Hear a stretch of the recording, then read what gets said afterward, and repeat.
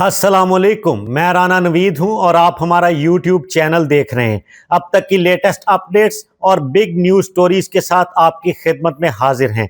हम आपको बताएंगे कि अमेरिका ईरान इजराइल वॉर की लेटेस्ट डेवलपमेंट क्या है।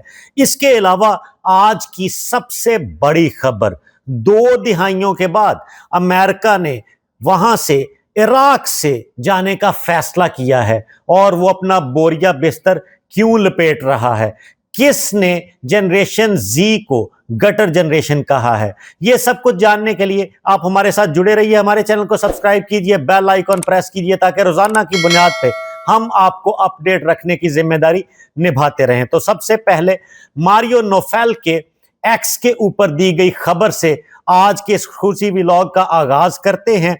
जो पॉलिटिकल कमेंटरेटर हैं और ट्विटर के ऊपर उनकी एक बड़ी फॉलोइंग है, उन्होंने इस खबर को किस जाविये से रिपोर्ट किया है कि प्रेसिडेंट ट्रंप जो अमेरिका के जो है फैसला साज हैं, उन्होंने इस कहानी को कैसे आगे बढ़ाया है।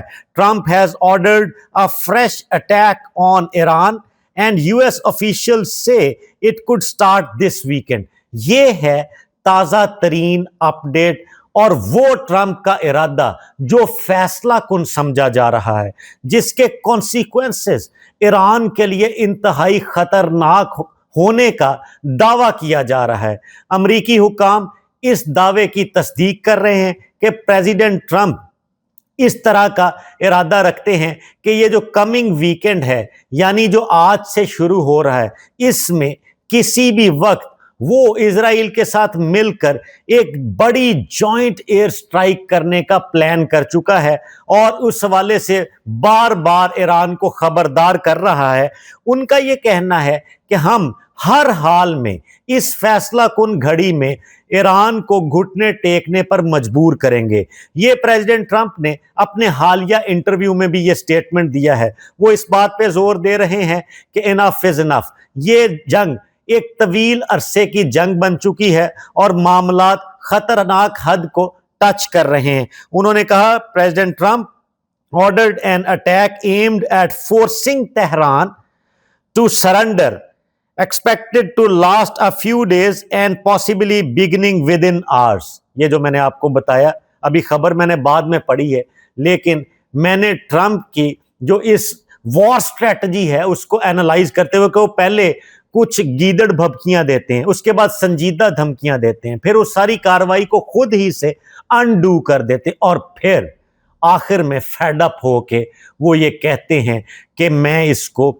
हार्डली हिट करने जा रहा हूं। तो वो सरेंडर चाहते हैं। वो जो है वो बैडली मिस्टेकन है इस केस में। जो अभी तक ईरान का रवैया है वो स्टिफ है और वो उसके ऊपर बिल्कुल स्टिक हैं अपने इस इरादे के ऊपर कि हम किसी हाल में सरेंडर नहीं करेंगे। हमारे जो गोल्स हैं, हमारे अहदाफ हैं, वो ऑनर और डिग्निटी के साथ इस मामले को सॉल्व करने के अहदाफ है। हमें धमकियों से डराया ना जाए। आईआरजीसी हो, अब्बास इराकची हो या उनके अलावा ईरान के कोई भी दीगर हुकाम, वो इस मौक़िफ़ को अपनाए हुए हैं कि ये हमें धमकियों से कतई तौर पर नहीं डरा सकते। तो ये उन्होंने इस हवाले से जो है ट्रंप ने अपना इरादा जाहिर कर दिया है। The mood shift is total from earlier this week when he described very friendly negotiations as the reason for pausing before Iran surprise attack on Jordan and Wednesday's retaliation. मैंने आपको कल बताया था कि ये एक आर्जी पॉज था 5 से 6 रातों का, कि अमेरिका ने ये हमले रोके और उन हमलों के रुकने के नतीजे में आर्जी अमन का क़याम ईरान में पॉसिबल हो सका। ईरान ने भी जवाबन कोई भी गल्फ स्टेट के ऊपर, अमरीकी अड्डों के ऊपर हमला नहीं किया। तो जब ये सारा मामला 5 से 6 रातों का निकल चुका तो उसके बाद पिक्चर उस वक्त चेंज हुई जब ईरान ने जॉर्डन में यानी उर्दन के अमरीकी अड्डे के ऊपर एक सरप्राइज अटैक कर दिया। पता नहीं उन्हें क्या हुआ। फिर उसकी बाद में जस्टिफिकेशन वो ये देते हैं कि जी हमारी एक हार्डकोर फ्रैक्शन थी जिन्होंने ये हमला कर दिया है, ये एक कंसेंसस। इस पे नहीं उन्होंने कहा, मैं आपको ये बता रहा हूं कि स्ट्रेट ऑफ हॉर्मुज के केस में ऐसा बारहा हुआ कि कुछ क़यादत का हिस्सा ये नहीं चाहता था कि ये कोई इंतकामी या रिटेलिएटरी कार्रवाई हो, लेकिन वो इस सूरत में कर दी गई। और उसके बाद फिर फर्दर इसमें सूरत हाल ये है कि उन्होंने सारा मामला देखते हुए आगे जो है इस बात को चलाया और उन्होंने जो है वो इसके ऊपर जोर दिया कि ये हमले जो हैं वो फैसला कुन हमले होंगे। और उन्होंने उसके बाद इस मामले को आगे बढ़ाते हुए इस अज़म का इजहार किया कि जी ये हम तेहरान में, अब मैं आपको एक बड़ी खबर देने जा रहा हूं कि तेहरान में उन्होंने कहा कि हम इलेक्ट्रिसिटी सप्लाई पूरे दारुल हुकूमत में ख़त्म कर देंगे और इसको तारीकी और अंधेरों में डबो देंगे। ये अमेरिका के अज़ाइम हैं।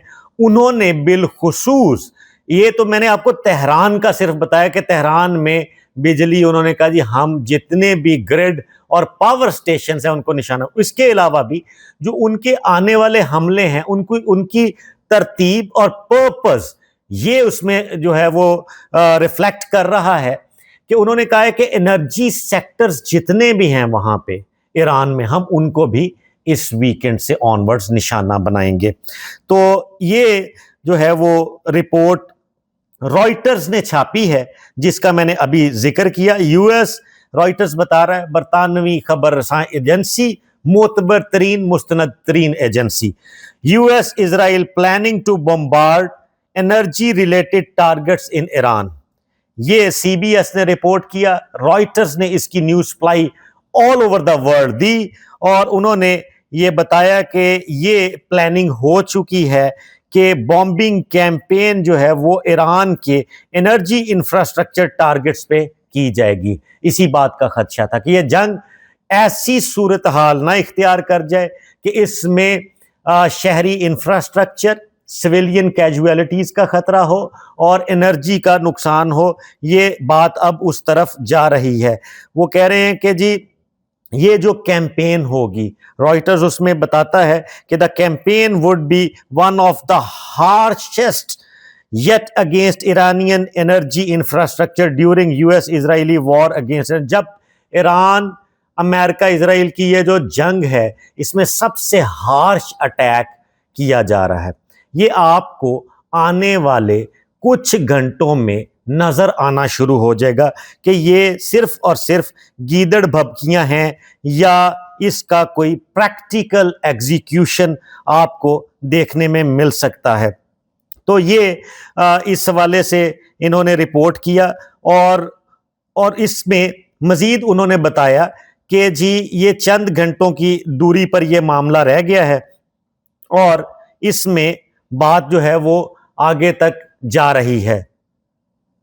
तो आप इस चीज को जहन में रखते हैं हमेशा कि अगर अमेरिका कोई भी स्टेटमेंट देता है तो ईरान किसी भी सूरत उसके जवाब में खामोश नहीं रहता, बल्कि 2 कदम आगे बढ़ के उसको रिस्पॉन्ड करता है। और फिर दुनिया ने देखा कि ये जंग उन्होंने जिस तरह से लड़ी और जो स्टैंडिंग रही वो बिल्कुल बराबरी की सतह पे कोशिश करता है कि वो डैमेज उतना ही करे, चाहे वो आबना हुर्मुज हो, चाहे वो कोई भी उनका जो है वो इस हवाले से निशाना बनने वाला सिलसिला हो, वो फौरी तौर पे आगे से रिटेलिएट करते हैं और रिवेंज लेते हैं। तो एनर्जी सेक्टर हिटिंग की जो काउंटर प्लानिंग है उसकी एक बड़ी अनाउंसमेंट ईरान ने उसी टाइम पे की। हम आपको द हॉर्मुज लेटर के इदारे की जानिब से रिपोर्ट की गई स्टोरी शेयर करते हैं। उन्होंने ये बताया, breaking, Iran announces it will strike the world's most important energy facilities located in Arab countries and Israel, all within range of Iran's precision missiles in response to any new US and Israel strikes per Fars, Gawar oil field, Aqab, Khurais, Saudi Arabia और इसके अलावा Ruwais refinery, Zakum oil field UAE.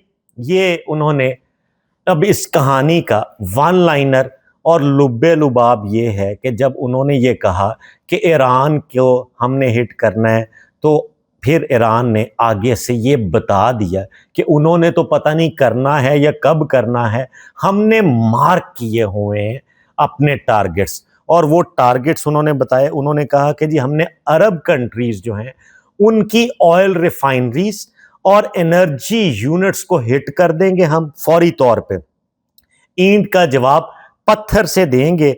जैसे ही ये announcement है तो उसमें साथ में उन्होंने डिटेल्स भी दी कि अरब कंट्रीज और इसराइल के जो जितने भी ये एनर्जी के ऑयल फील्ड्स हैं, गैस फील्ड्स हैं, ये हमारे टारगेट्स पे हैं।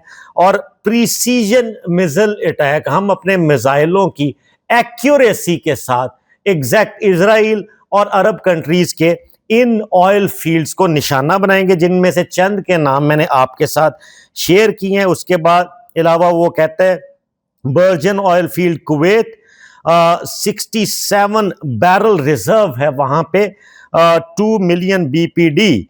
और उसके बाद सितरा रिफाइनरी, अल मिहाज बहरेन का बताया, कुवैत का बताया। और उसके अलावा तमार गैस फील्ड इजराइल का बताया, largest second largest gas field है इजराइल की। Iran adds that during the 40-day war Iran bombed Qatar's most important gas refinery in response to a strike on South facilities, with Trump apologizing on Truth Social promising it will not happen again। वो कह रहे हैं इन्होंने पहले हम जो है वो इस तरह की हरकत के बाद ट्रंप ने हमसे अपोलोजाइज किया था और कहा था कि ये दोबारा नहीं होगा। फिर हमने जब उन्होंने किया था तो हमने उस टाइम जो है वो कतर के मोस्ट इंपॉर्टेंट गैस फील्ड को निशाना बनाया था। तो जब ये सारी सूरत हाल उन्होंने सामने लाई तो उसके बाद से एक दफा दोबारा पेंटागन में खामोशी है और उसके ऑफिशियल्स ने इस बात की तस्दीक करने से या तरदीद करने से बहुत से रिपोर्टर्स को इनकार किया। अब आ जाइए आगे, मारियो नोफेल ने ही अगला ये स्टोरी जो है वो रिपोर्ट की। उन्होंने कहा the US is eyeing a pull back from Kuwait. ठीक है जी, कुवैत से वापसी का यूएस इरादा रखता है, सारा बोरिया बिस्तर गोल करने का। For decades it was the army's biggest logistics hub in the region, tanks, artillery, thousands of troops. ठीक है जी, वो कह रहे हैं कि ये यहाँ पे जो है वो इस रीजन में सबसे बड़ा जो है वो लॉजिस्टिक का वहाँ पे हब था अमेरिका का, कुवैत के अंदर, जिसमें आर्टिलरी थी, टैंक्स थे और जो है हजारों की तादाद में फौजी थे। It was the ultimate security blanket for Kuwait after Saddam के बाद ये ही एक कवर था जो कुवैत के ऊपर था। तो उन्होंने कहा कि जी अब वो कवर हट रहा है। The Iran war flipped the script. उसने कहा कि ईरान की जंग ने इस सारे स्क्रिप्ट को फ्लिप कर दिया है, बदल दिया है। बेसेस बिकेम टारगेट्स, बेसें क्योंकि टारगेट हो रही हैं। And presence now looks like both a shield and a liability. बहुत खूबसूरत बात, ठीक है, कि बैक वक्त ये मौजूदगी, ये प्रेजेंस शील्ड भी थी और एक लायबिलिटी भी बन चुकी थी। तो एक लायबिलिटी को उन्होंने समेटने की कोशिश की है। Pentagon has already talking drawdowns, now it's accelerating. ठीक है जी, वो कह रहे हैं कि पेंटागन ने इस हवाले से मामले को जो है वो लॉक कर दिया है।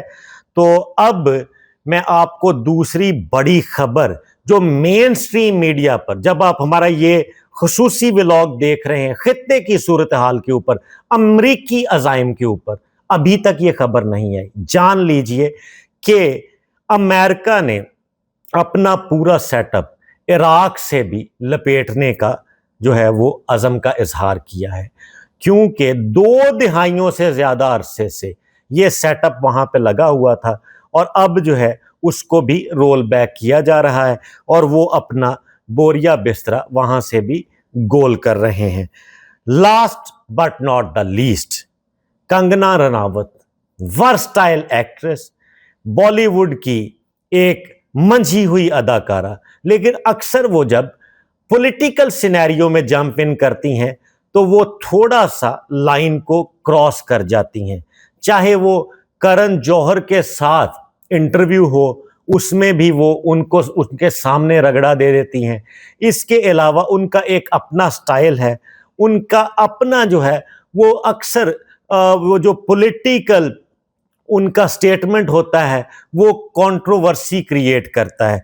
अभी फिर उन्होंने यही बात की है, ये जितनी बड़ी कामयाब तहरीक थी, कॉकरोच मूवमेंट जो थी, और इन जो है वो नौजवान तुलबा और तालबात ने पूरी दुनिया के सामने जो सिलसिला है, बजाय इस पे फख्र करने के, कंगना साहबा ने कहा कि जो जेन जी है ये गटर जनरेशन है, बदबूदार है, ताफुन ज़दा है, इससे मुल्की मफाद को नुकसान पहुंच रहा है। ये कंगना रनावत ने जेन जी को कह के तो दोबारा से कॉकरोच के छत्ते में हाथ डाला है। अब इनका जो हशर कॉकरोचेस करेंगे और जिस तरह से इनको मसला होगा वो भी आपको फॉलो अप में ज़रूर शेयर करेंगे। हमारे अगले व्लॉग का इंतज़ार कीजिएगा। तब तक के लिए अपना बहुत ज़्यादा ख्याल रखिएगा। अगर आपको हमारा कंटेंट पसंद आ रहा है तो आप अपने दोस्तों के साथ इसको शेयर करें, लाइक करें, हमारे चैनल को सब्सक्राइब कीजिए, बेल आइकन को प्रेस कीजिए ताकि रोजाना की बुनियाद पे इस घंटी के बजने के बाद आपकी और हमारी मुलाकात होती रहे। अपना बहुत ज्यादा ख्याल रखिएगा। अल्लाह हाफ़िज़।